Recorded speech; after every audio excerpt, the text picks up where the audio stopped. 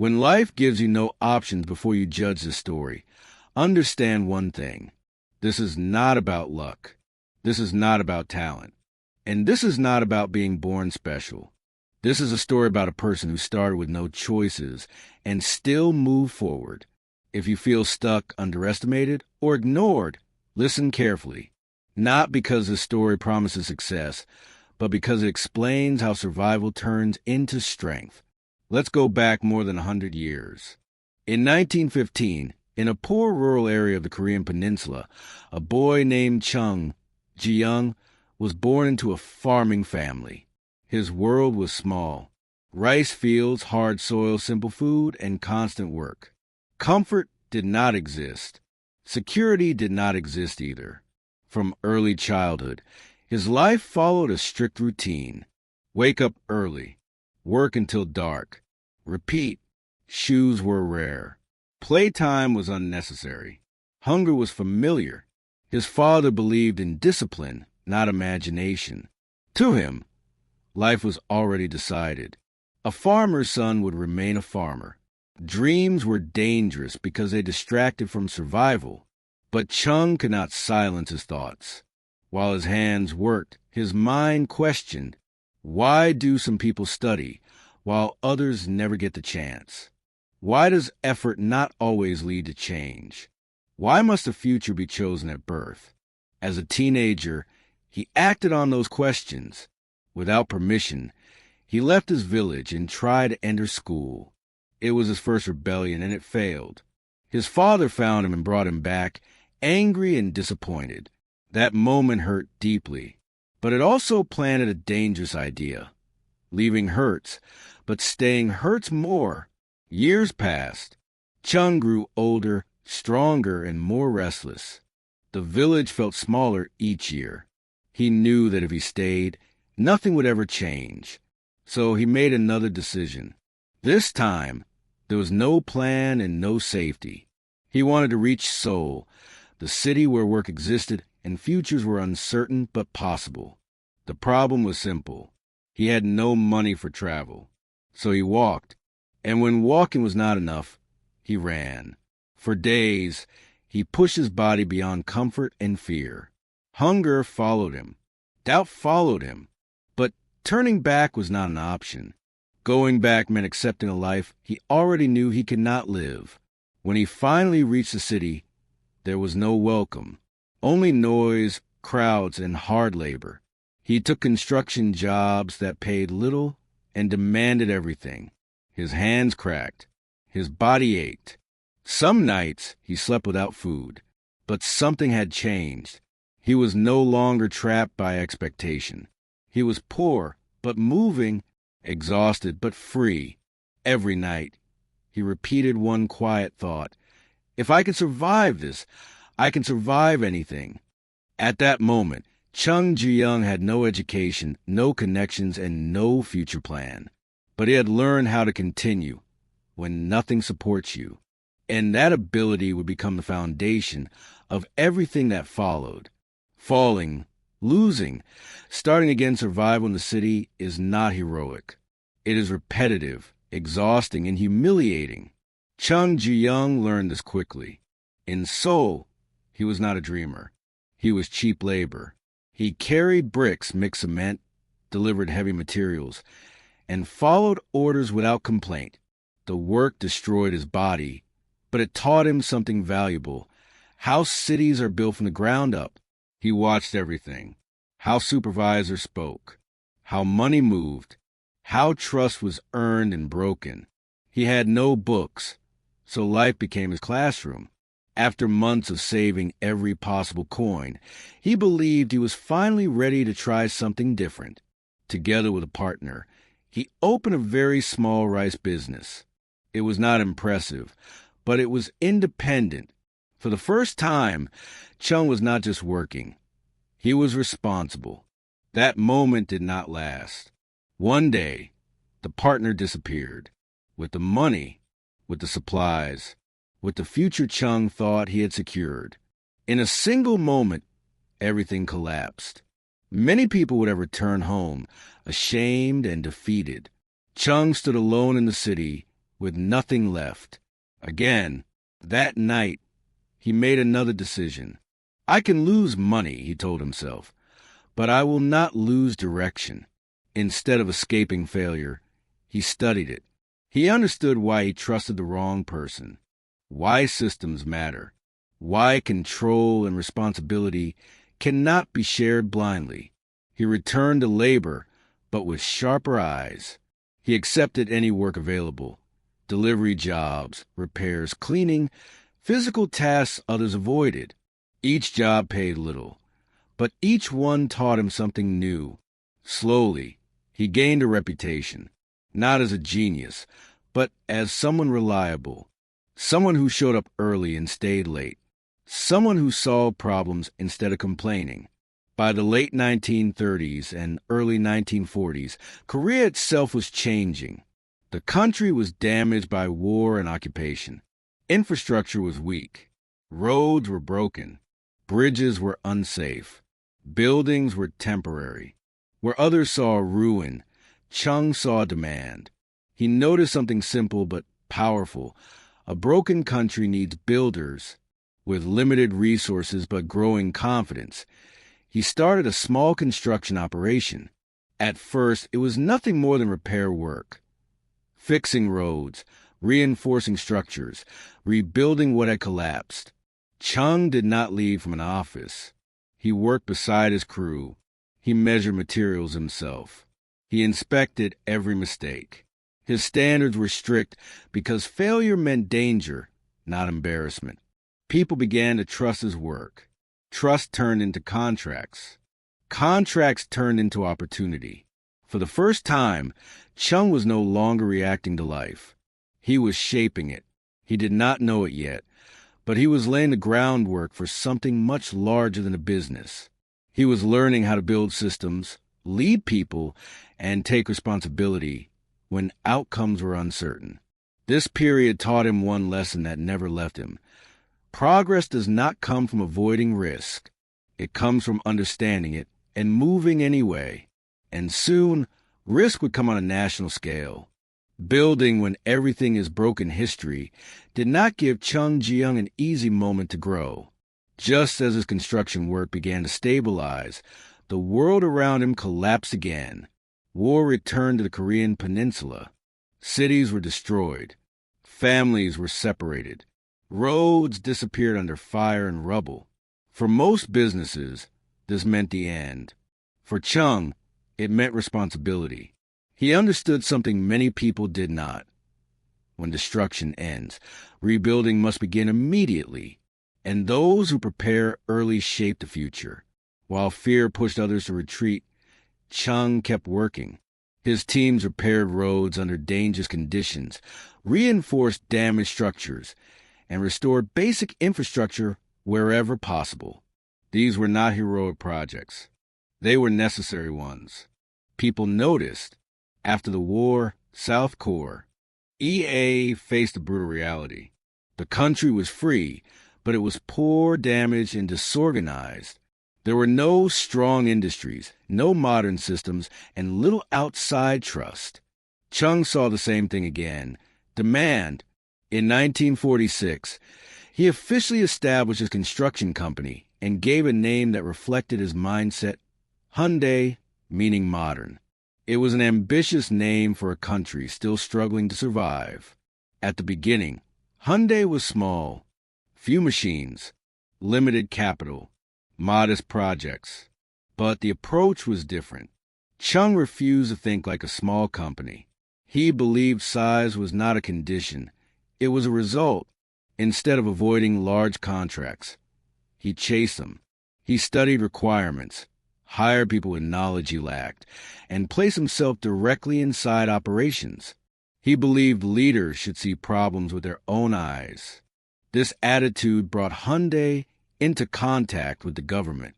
South Korea needed infrastructure fast. Roads, bridges, ports. Everything had to be built from scratch. One challenge would change everything. The government asked whether Hyundai could build a major bridge over the Han River. It was a risky request. Hyundai had never built a bridge of that scale. Engineers doubted the company. Competitors laughed. Chung accepted, not because he was confident, but because he understood something simple. If you refuse challenges, you never grow into them. He assembled experts, studied existing bridges, and spent every day at the construction site. Mistakes were corrected immediately. Standards were non-negotiable. 4 months later, the bridge was completed. The result was more than concrete and steel. It was proof that Korean companies could handle complex engineering. Proof that Hyundai was no longer small. Proof that leadership without formal education could still deliver excellence. After that project, trust in Hyundai changed completely. Larger contracts followed. Highways, dams, industrial facilities. Chung was no longer just building structures. He was helping build a nation. But for him, infrastructure was only the foundation. Something bigger was coming, something that would push Korea onto the global stage. And it would require another decision that most people would call impossible. From concrete to steel and water, success can be dangerous. After the bridge and national projects, Hyundai could have stayed safe. Roads, buildings, and government contracts were already enough to make Chung Ji-young wealthy and respected. But safety bored him. Chung believed that stability, without ambition, leads to decline. While others focused on protecting what they had, he searched for what was missing. South Korea depended heavily on foreign industries. Ships, heavy machinery, industrial equipment, all imported. To Chung, this was a weakness. If a country cannot build its own tools, it cannot control its future. So he made another move that confused almost everyone around him. Hyundai would enter shipbuilding. At that time, South Korea had no serious experience in building large ships, no advanced shipyards, no global reputation. Experts laughed again.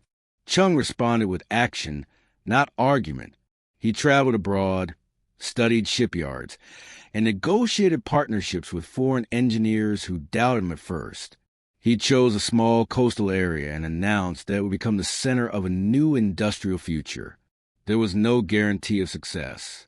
Financing was risky. Technology was limited. Failure would be public and expensive. But Chung believed something stronger than preparation. Learning happens only after commitment. Construction began. Workers trained from zero. Mistakes were constant. Delays were painful. But the work continued. In the early 1970s, Hyundai launched its first large ship. International buyers were surprised. Competitors were silent. Within a few years, Hyundai Heavy Industries became one of the world's leading shipbuilders. Steel replaced soil. Ports replaced rice fields. Hyundai was no longer just rebuilding Korea. It was exporting strength. But Chung was not finished. Ships moved goods, but roads needed movement. And movement required something personal. Something every citizen could touch. Cars. At that time, Korea imported nearly all vehicles. The belief was simple. Car manufacturing was too complex, too expensive, too advanced. Chung asked a question that changed everything. Why not us? His team warned him. Cars required technology, precision, and experience Korea did not yet have. Failure would damage Hyundai's name.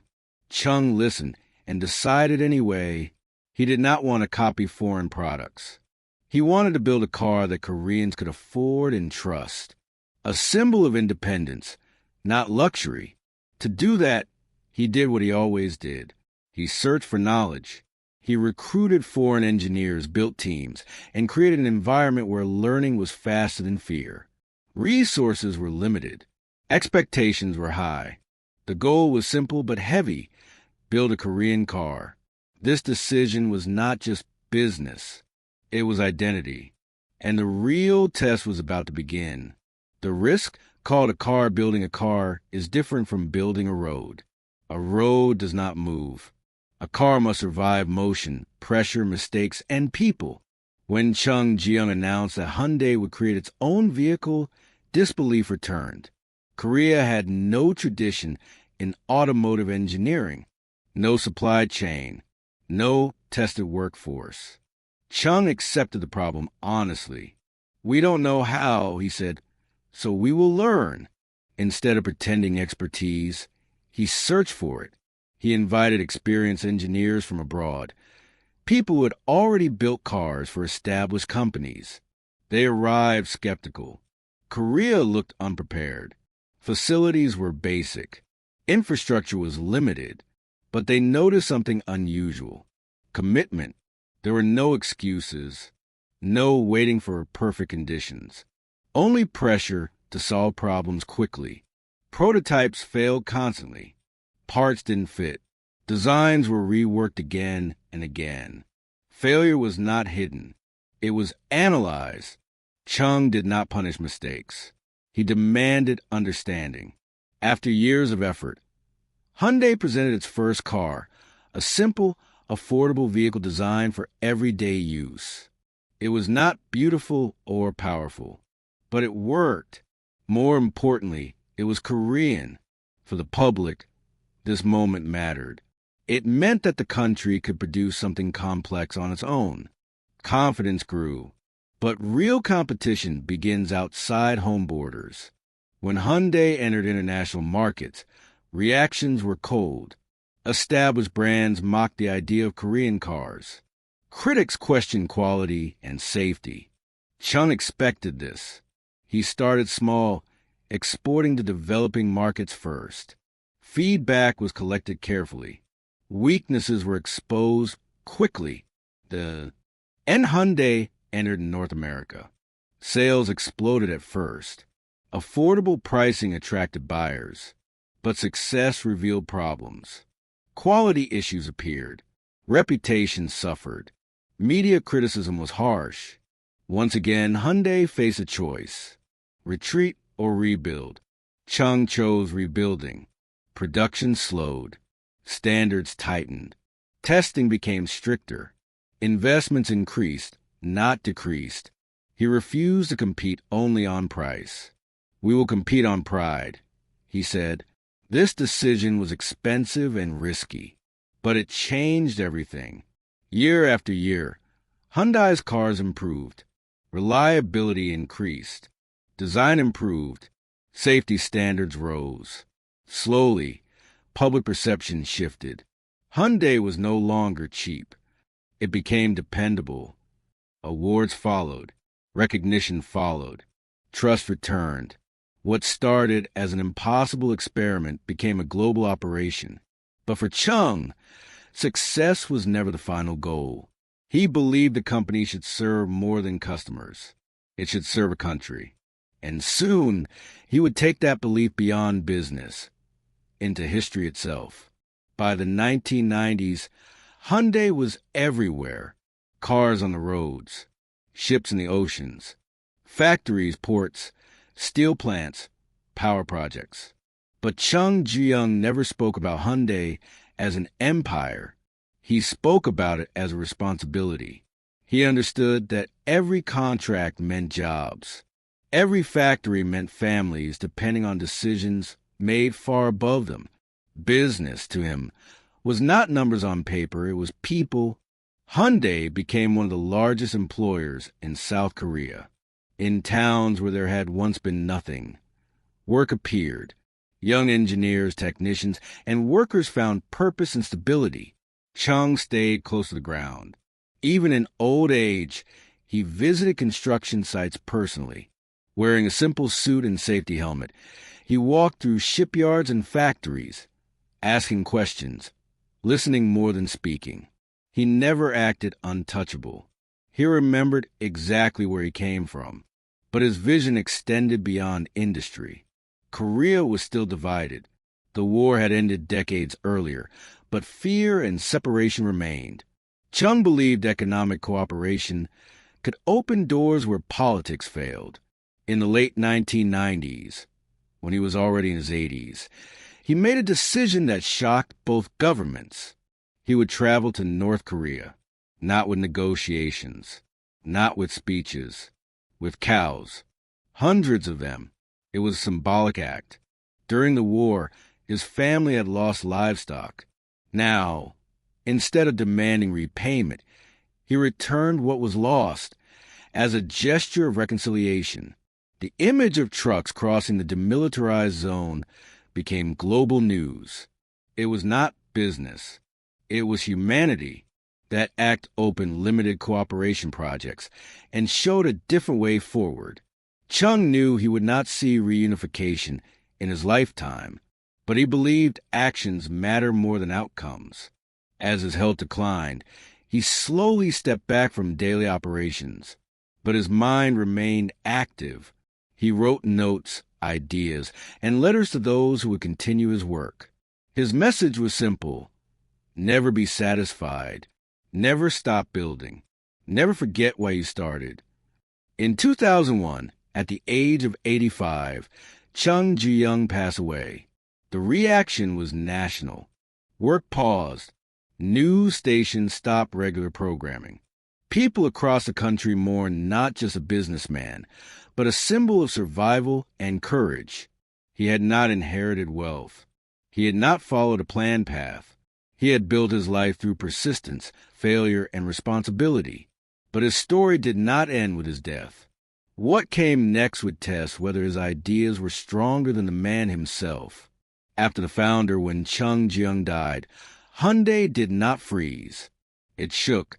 The company he had built was enormous, too large, some said, to survive without its creator. Questions appeared immediately. Who would lead? Would the system collapse? Would the group break apart? In reality, change had already begun. South Korea introduced reforms to reduce the power of massive family-controlled conglomerates. Hyundai, being one of the largest, had to adapt. The decision was difficult, but necessary.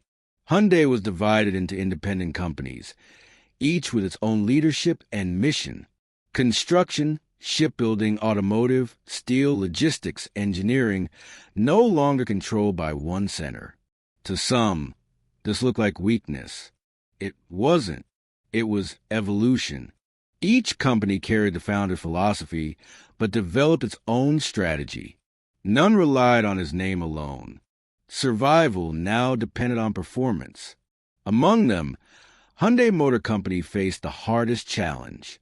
The global market still remembered the old image, affordable but not premium. The leadership understood that price was no longer enough, so they invested aggressively. Design centers opened in Europe and the United States. Engineers focused on safety, efficiency, and long-term reliability. Research into electric, hybrid, and hydrogen technologies accelerated. A bold step followed: the creation of Genesis, a luxury brand designed to compete with the world's best. This was risky. Competing with German and Japanese giants required confidence and patience. But progress came. Awards followed. Safety ratings improved. Public perception shifted. Hyundai was no longer trying to prove it belonged. It already did. By the 2010s, Hyundai and its partner Kia ranked among the world's top automobile producers. Their vehicles sold in hundreds of countries. Their factories employed hundreds of thousands. Universities studied Chung Ju-young's leadership style. Business schools analyzed his decisions, not as theory, but as lived experience. He had led without formal education. He had built without prior expertise. He had trusted effort over credentials. His philosophy survived because it was practical. But one final part remains: the meaning of his legacy beyond numbers and brands. What remains today? The name Hyundai appears everywhere. On cars moving through busy streets, on massive ships crossing oceans, on factories, bridges, and industrial projects around the world. For many people, it is just a brand, but behind that name is an idea. Chung Ju-young never believed that background decides destiny. His life proved that progress begins the moment a person refuses to accept the limits given to them. He did not win because he was the smartest. He did not win because he was lucky. He won because he continued when stopping felt reasonable. He failed publicly. He was mocked repeatedly. He lost money, trust, and stability more than once. And every time he returned to the same question, what can we build next? That question shaped not only a company, but a country. Hyundai helped South Korea move from survival to confidence, from imitation to innovation, from doubt to self-belief. Chung taught several lessons that remain relevant long after his death. First, you do not need permission to begin. Waiting for approval often becomes an excuse to do nothing. He began with whatever was available and learned along the way. Second, failure is not opposite to success. It is part of it. Each mistake revealed what needed to be fixed. Avoiding failure would have meant avoiding growth. Third, success without responsibility is empty. He measured achievement not only by profit, but by jobs created, communities built, and futures protected. Finally, character outlives talent. People trusted him because he showed up, accepted blame, and kept his word. Even when Hyundai struggled, he did not hide. He faced problems directly and demanded improvement. Chung Ju-young started life with no money, no education, and no support. He walked into the unknown because staying felt worse than failing. He did not change the world overnight. He changed it piece by piece. And that is his real legacy. Not factories, not cars, not numbers, but proof. Proof that movement creates opportunity. Proof that persistence builds skill. Proof that even the smallest beginning can support something enormous. So if your life feels limited right now, remember this story, not as inspiration, but as evidence. Progress does not require perfection. It requires motion. And if one person could start with nothing and build roads the world now travels on, then the question is simple. What will you start building today?